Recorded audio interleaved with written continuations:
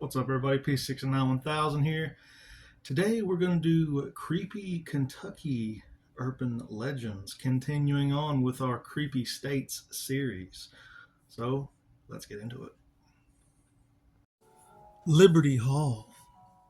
John Brown was one of Kentucky's first senators, and in 1796 he built a family home in Frankfort.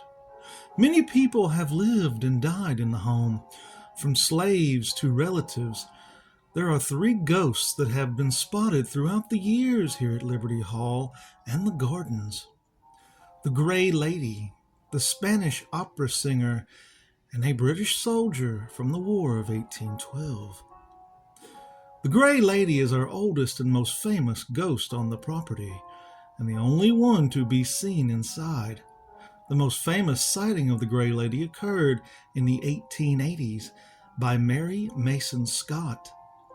The story goes that one night, after returning to Liberty Hall from finishing school, Mary had gone to bed early, tired from traveling, and awoke in the middle of the night to see a tall figure standing at the end of her bed, veiled in gray. This happened 3 nights in a row. When Mary told a family friend about her experience, she said, "Old Aunt Varick at it again." Before she was a ghost, the Gray Lady was a real person named Margaretta Varick. She was Margaretta Brown's aunt who visited the Browns in the summer of 1817, but only 3 days into her visit, on July the 28th, she suddenly passed away at the age of 73. Her cause of death is unknown. While Mary's sightings of the Gray Lady are the most well-known, many other Browns saw the ghost as well. Margaretta Brown Barrett reportedly saw her descending the Liberty Hall stairs, and Mary Gunn Brown, the wife of one of John Brown's grandsons, saw the Gray Lady in the back bedroom where Mary first saw the ghost, the same room where Aunt Varick had died. Since Liberty Hall opened as a museum, many visitors, employees, and volunteers have all had experiences with the Gray Lady. She is still often seen in the back bedroom or descending the stairs, but is also frequently seen in Liberty Hall's iconic windows. The 2 other ghosts at Liberty Hall are said to be seen in the gardens, and unlike the Gray Lady ghost story, the legends of the Spanish opera singer and the War of 1812 soldier do not come from the Brown family, and their origins are unknown. According to stories, in 1805, a Spanish opera singer, Madame Rose, visited Frankfort from New Orleans.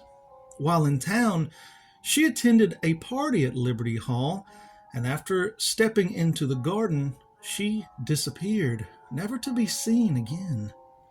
Sometimes visitors claim to see the ghost of a frightened woman in the garden that supposedly matches Madame Rose's description. We have no evidence that the Browns held a party, or anyone, or an opera singer or otherwise disappeared. But despite this, the legend of Madame Rose lives on in the Liberty Hall gardens. Legend has it that a War of 1812 soldier, or Revolutionary War soldier, depending on who's telling it, fell in love with a visiting Brown cousin and can still sometimes be looking longingly at the front parlor window. Much like the story of the Spanish opera singer, we have no historical basis for this figure, but they both have become a part of the folklore of Liberty Hall. The Kentucky State Penitentiary. Most of us never want to see the inside of the Kentucky State Penitentiary at 266 Water Street, but the structure itself is phenomenal. It is the oldest prison in the state, built in 1886, and the architecture not only solid, but also a work of art. The unique designed building was made to hold prisoners, but many a spirit has also made their home there. Due to its age, We can only imagine the horrific conditions, treatment, and executions that took place within these walls. Modern inmates and guards alike tell tales of strange orbs, footsteps when no one is there, voices, disembodied screams, and other hair-raising experiences. Just because a prisoner's body dies here does not mean their soul lays to rest. In his book, The Hauntings of the Kentucky State Penitentiary, Steve Asher recounts a number of experiences he and other staff members had within the walls of this grim institution. A guard working in the late 1980s had a frightening encounter while inspecting cells in the 3-cell house. This particular set of cells had once been part of death row, and despite them not being in use at this point, they still required inspection. After examining the first few cells, the guard encountered a cell that was occupied. The prisoner stood in the center of the small space reading a Bible. The prisoner greeted the guard, and he acknowledged it with a nod and a smile before returning to his inspection. When he returned to his office, he asked his sergeant if the prisoner had gotten a meal. The sergeant replied that there was no one in that cell. In fact, no one had been in those cells in nearly a month. Knowing how thorough the guard normally was, the sergeant insisted on looking in the cell himself to ensure that a mistake had not been made. The guard and the sergeant approached the cell to find that it was indeed empty. A light layer of frost attested that the cell had been unoccupied for some time. The pair stepped inside and noticed that the temperature inside was quite chilly. The cell had been stripped and was empty except for a small Bible that laid on the floor. Picking it up, the guard noted that the pages were open to the 102nd Psalm, and one single passage had been highlighted, verse 20, "To hear the groaning of the prisoner, to loose those that are appointed to death." He passed the Bible to the sergeant and shuddered as he read the highlighted verse out loud. Perhaps the spirit was trying to communicate with the guard. Camp Taylor might just be the second most haunted neighborhood in the United States. This small community was once a military camp named after General Zachary Taylor. The streets are named after other generals like Sherman and Lee. During the camp's time as a military site, the tuberculosis epidemic struck Louisville. Camp Tyler was devastated by the disease, and bodies were said to be stacked from the floor to the ceiling in some of the buildings. Ghostly soldiers and even a few women from a bygone bordello are said to wander in the neighborhood. Many residents have reported seeing soldiers walking in formations across the fields and streets, and a blonde woman in a blue Victorian-era dress is also known to wander the area. A young girl also roams Tyler Boulevard along with the soldiers, but her origin is unknown. The beast of the land between the lakes in Kentucky is said to resemble a gigantic half-man, half-wolf that walks on 2 legs and has 5-fingered human hands ending in vicious claws. The creature is said to stand over 7 feet tall with massive crushing jaws and glowing eyes. There are several legends attached to the beast. One story begins with a Native American creature with the ability to shapeshift. Another legend speaks of a man who left Europe in the 1800s to settle between the rivers. This man supposedly possessed a disease that turned him mad after nightfall. The disease was believed to be genetic and was passed from parent to child over the years. They remained in seclusion, never going to school or having the desire to socialize with others until one day they went completely silent. Many believed that the family had died. An investigation in the early 1900s revealed that the homestead was vacant and abandoned. Early accounts from French explorers and traders in the region speak of their being warned of the shadowy presence of a werewolf by Shawnee fur traders. A later legend claims that the monster is the spirit of a shape-shifting Shawnee shaman who was killed in wolf form by the inhabitants of his village for abusing his powers. His spirit is said to still walk in the woods in search of revenge. Accounts of the creature from the early days of American expansion into Kentucky tell of hunters disappearing in the woods and of strange, unnatural howls that echoed through the forest at night.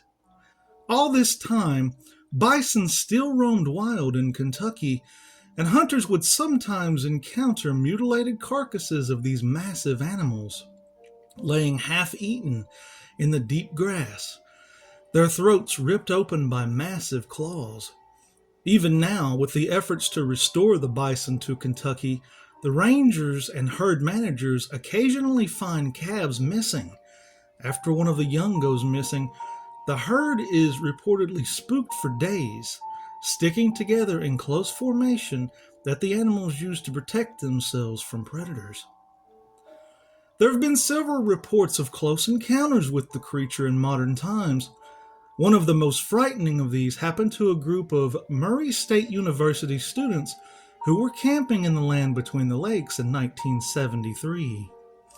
A group of young men were enjoying the woods on a warm spring weekend, sitting around a fire built by their VW microbus and just generally having a fine time. As the evening began drawing in, one of the students went off into the woods to answer the call of nature. When he returned to the campsite, he told his friends that he'd felt like something was watching him and that he had heard something sniffing in the woods. His friends said that he had just heard a wild hog or some other animal. The student said he'd never heard anything like that before, and he grew increasingly nervous as the darkness gathered. As the night grew dark, the group started to hear shuffling sounds of something large moving in the fallen leaves. It seemed to be circling their campsite, moving incredibly swiftly.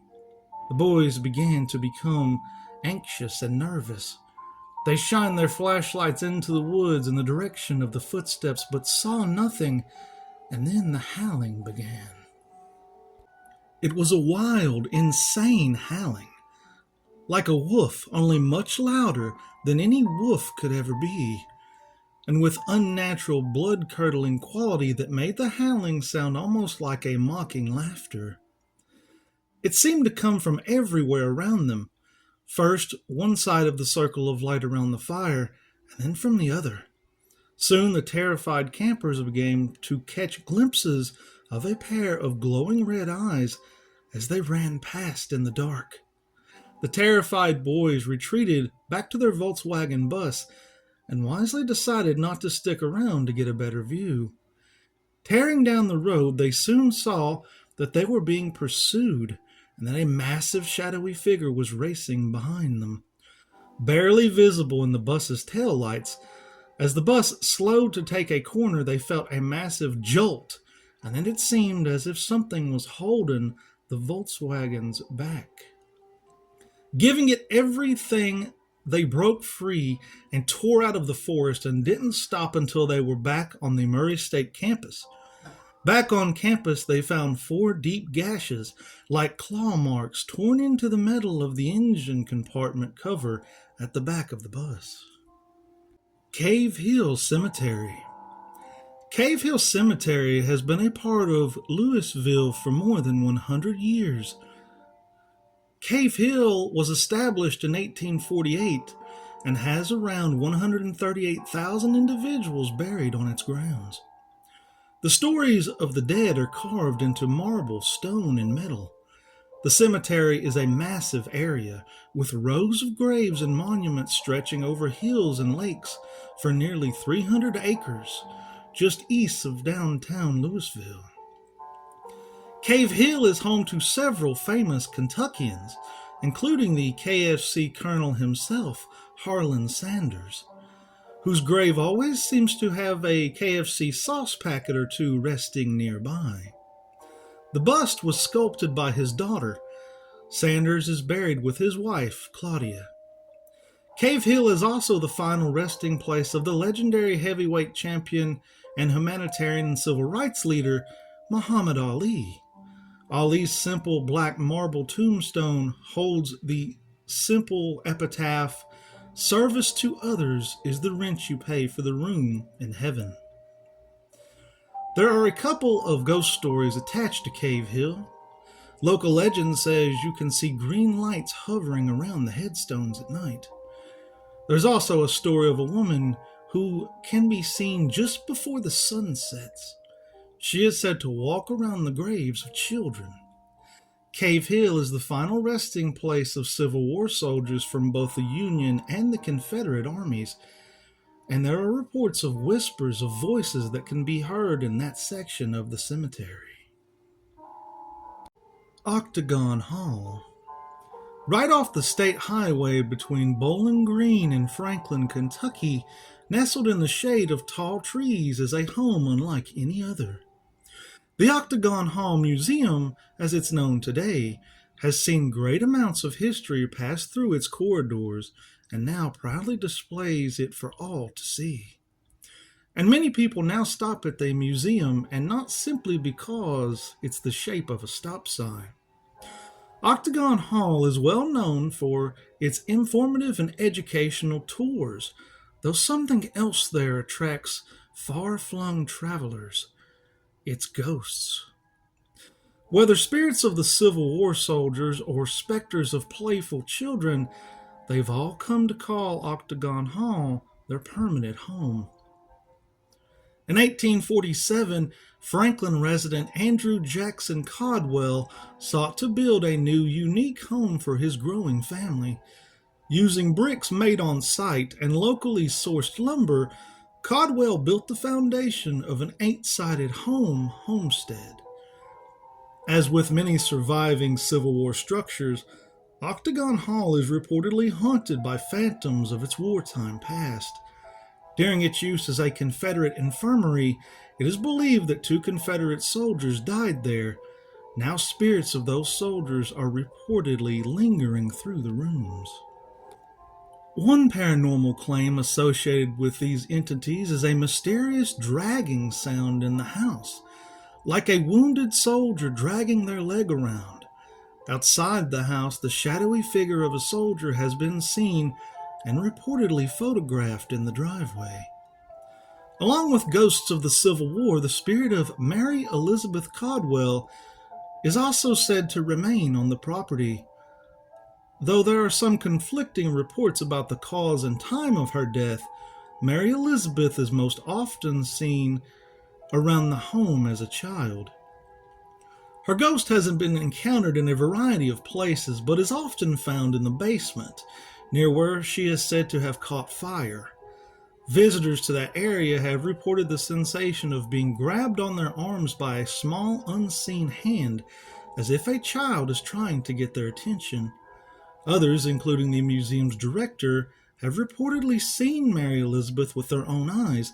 As with the other reports of her activity, she is most often seen in the basement. Reports suggest that she will appear vividly enough to seem real, only to disappear into blackness before the viewer's eyes. Aside from the basement area, Mary Elizabeth's apparition has also been seen by onlookers from inside, playing in the house's yard.